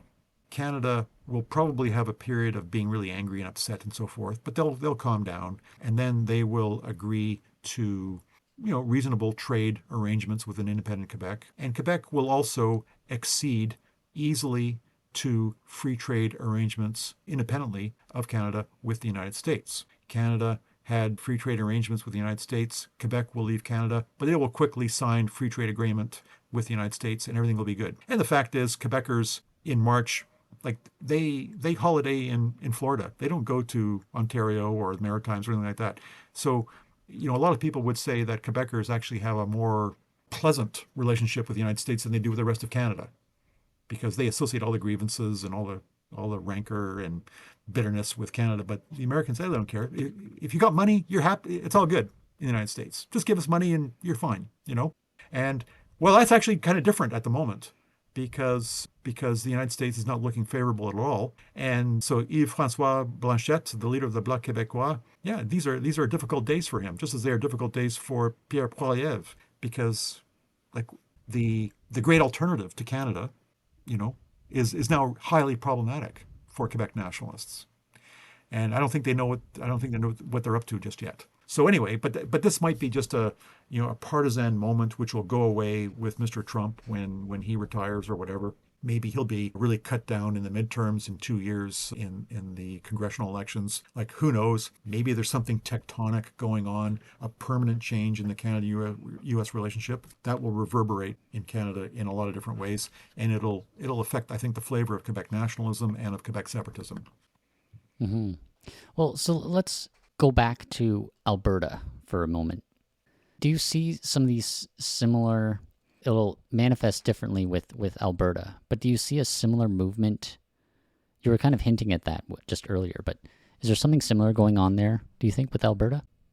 Yes, I think even before Mr. Trump was elected last November 2024, we have seen initiatives from Alberta that seek to make the province a much more independent player in Canadian political and constitutional life. And I think the Alberta government under Danielle Smith has taken notes on Quebec's strategies for autonomy within Canada. And Alberta has said, yep, that's us too. We're going to do several of those things. We are going to assert our constitutional autonomy much more aggressively. We're going to be contesting federal initiatives very aggressively. And we think we are I'm not even sure if they use the language, but like a distinct kind of political entity in Canada. Like the language of distinctness comes up in Alberta and in Saskatchewan, by the way. So we have seen the passage in the last year and a half of the Alberta Sovereignty Act, which is not a declaration of independence, but it is a declaration of Alberta's constitutional federal independence within Canada. That Alberta will aggressively guard its constitutional authority against incursions by the federal government. And I talked at length about the Greenhouse Gas Pollution Protection Act earlier. Alberta is going to be really on guard against that kind of stuff in future. And it's interesting that since Mr. Trump has been in office and has, issued his myriad executive orders on everything and has told Canada that it's going to be the 51st state and so forth, 90% of Canadians object to Canada becoming the 51st state. 10% of Canadians do want to become the 51st state, and 20% of Albertans would be happy becoming the 51st state. So the pro Trump, pro America thing is more popular in Alberta than it is anywhere else in the country. So this is what's going to make the maneuverings of Canada with respect to the United States in the tariff war, in whatever retaliations we contemplate, more complicated. Canadians are not speaking with one voice on some of these measures. Mm-hmm. Well, so let's finish up with this kind of a related question here. So I have to admit, when President Trump started making these threats about tariffs and annexation against Canada, it made me see, rightly or wrongly maybe, but it made me think that Canada could fall apart pretty easily. And that I don't know if there's a whole lot substantively that's keeping the country together. And there's no law that says Canada must exist as a country. And even Justin Trudeau himself, in a speech he gave, I think at the Liberal Leadership Convention recently, said Canada is not a given. And so it's kind of jarring to realize that maybe this is just kind of the way history goes, countries come and go. But yeah, it's still kind of jarring to come to see, hey, this Canada may not be here forever, even within our lifetimes. Who knows what's going to happen, but it's a possibility.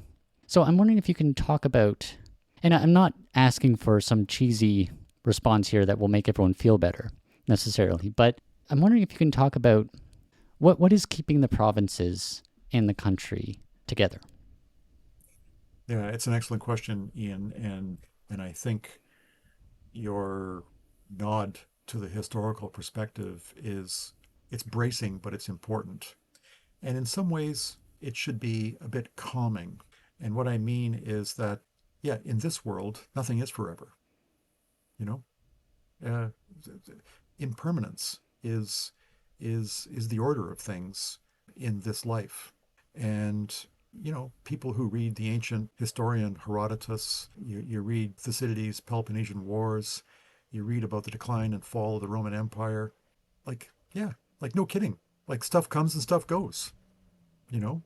And yeah, the people in those contexts at those times probably thought, yeah, this is gonna last forever. This is fantastic. The sun will never set. The sun will never set on the British Empire. Well, guess what? It's dark. And yes, so that's important. And the United States won't last forever, by the way. And so, in fact, democracies are among the most frail of the regimes. And so that's the way it is. And it's bracing, but it should be sort of calming in a way because we realize that, yeah, okay, so we're part of the whole parade of humanity on this point. Okay, so we're not special. It's not just happening to us. Now we have benefited as a country from our location. We are protected on three sides by lots and lots of cold water and far away from others who may have designs on us. And the land itself is pretty formidable. It's really expansive, really, really cold, very, very forbidding, and so therefore unattractive to many. And we've also had the good fortune of living next door to a benign neighbor. And how about if it was Russia to our south, for example? You know, different ball game altogether. We'd have been gone a long time ago, quite possibly. Now, the problem here is that we have taken full advantage of our good fortune and have become very, very complacent on a lot of things. We have accepted that the Americans would be our best friends and providers and allies and caretakers basically forever.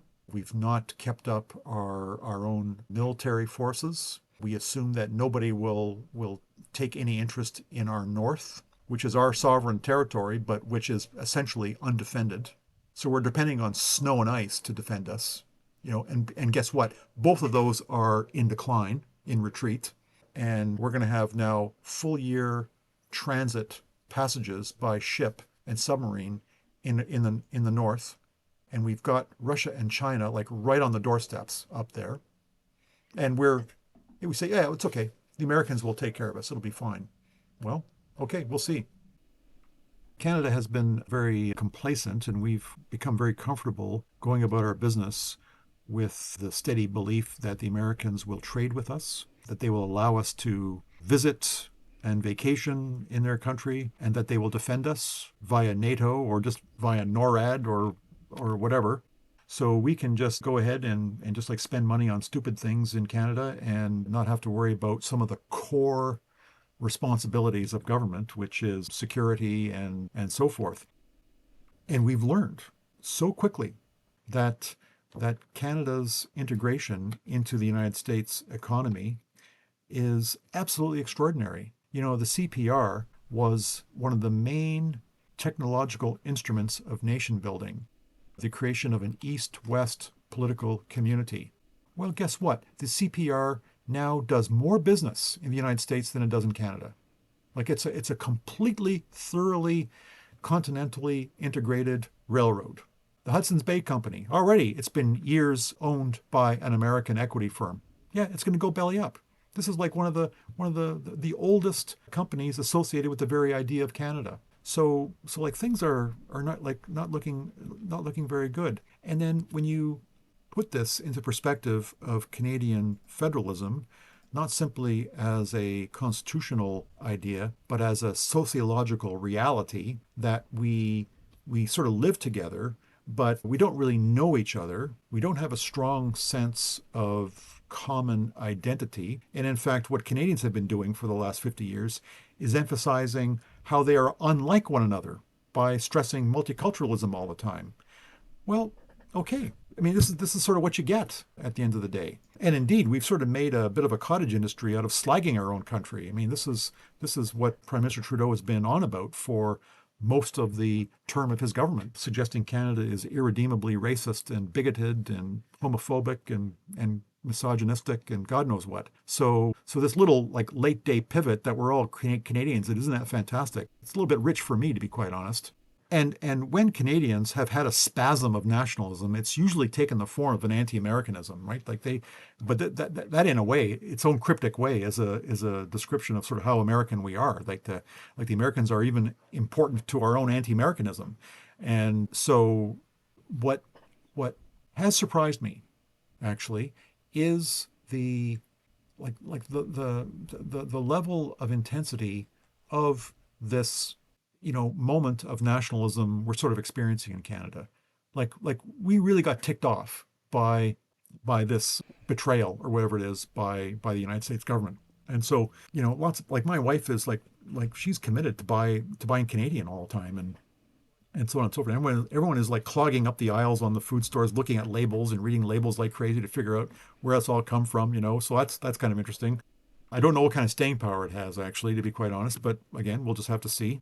And it looks, at least at the rhetorical level, that Canadian governments are now really interested in dealing with interprovincial barriers to trade, east-west across the country. And I think that's interesting because we've had like lots of goes at this in the past, and we've had some litigation on the point. It's gone absolutely nowhere, and so we'll have to see. Now it still has gone nowhere. Like, okay, so what? I can buy BC wine now, like by FedEx. Okay, whoop-de-doo. But meanwhile, we're talking about billions and billions of dollars worth of regulatory choking points between the provinces in Canada. So we'll have to see what happens there. But it looks like there's a bit more seriousness about opening up markets for Canadian production beyond simply the United States. That's going to be a very tough road to follow, but there's some kind of energy behind that. So we're doing things belatedly, and I think at great near and medium term cost. But we are trying to think through what life might be like without utter dependence on the United States. And so, perhaps the country's policy performance in any case is going to improve because of this shock therapy given us by Mr. Trump. But your question remains very salient.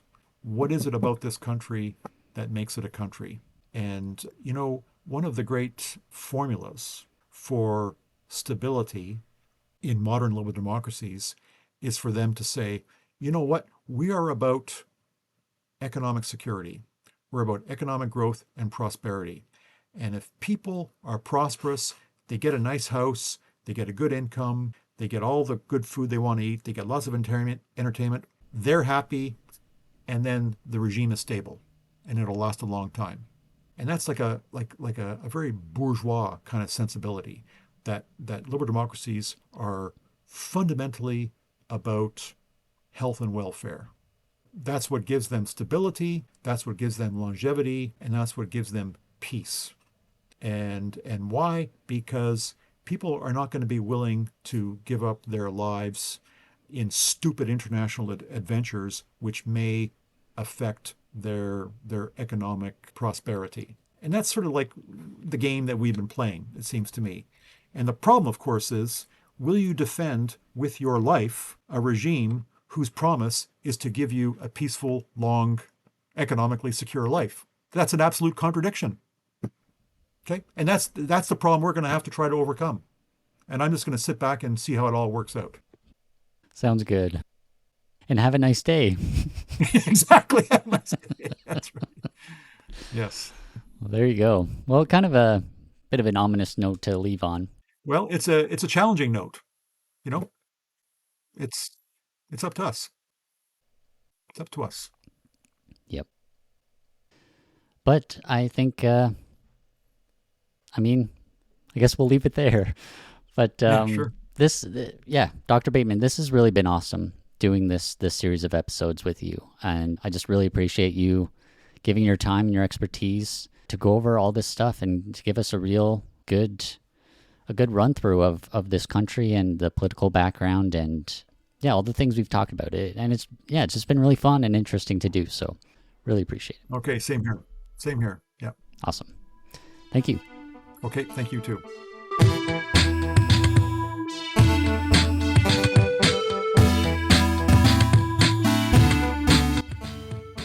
And that's it for this episode. You can go to longformnorth.com, subscribe to the Longform North newsletter, and follow this show. Music is by Aaron Barth, and I'm Ian Van Harten. Thanks for listening.